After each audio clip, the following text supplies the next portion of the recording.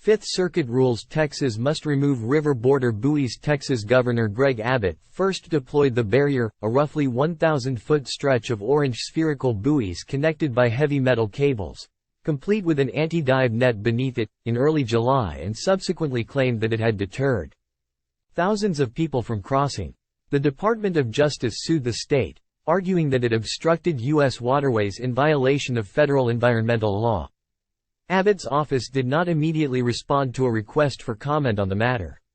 But he has previously expressed that the state would appeal its case up to the Supreme Court. In September, U.S. District Judge David A. Ezra, an appointee of Ronald Reagan, ruled that the buoys likely obstructed the flow of the Rio Grande in a way that required congressional authorization. That reasoning derives from an 1899 law called the Rivers and Harbors Appropriation Act, which requires federal approval for obstructions built in navigable waters. The Fifth Circuit, considered the most conservative appeals court in the country, placed a temporary stay on the district judge's decision shortly after it was issued as it further evaluated the case. The buoys generated an uproar from the state's Democratic lawmakers and human rights advocates, which argued that it threatened the lives of migrants who were crossing the river to seek asylum. Texas state troopers found a dead body lodged in the buoys in early August, and the Mexican government has also criticized the buoys, arguing that they violated international water rights. The barrier is part of Abbott's larger sweeping state-led program dubbed Operation Lone Star.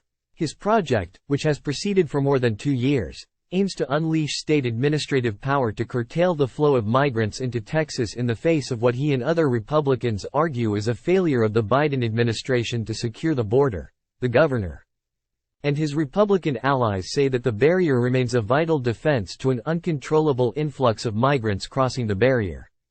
In court, his legal team has also pressed an argument that the Rio Grande is not navigable, since it lacks commercial traffic, which would thus make federal authorization under the aforementioned law for obstructing a regulated waterway unnecessary.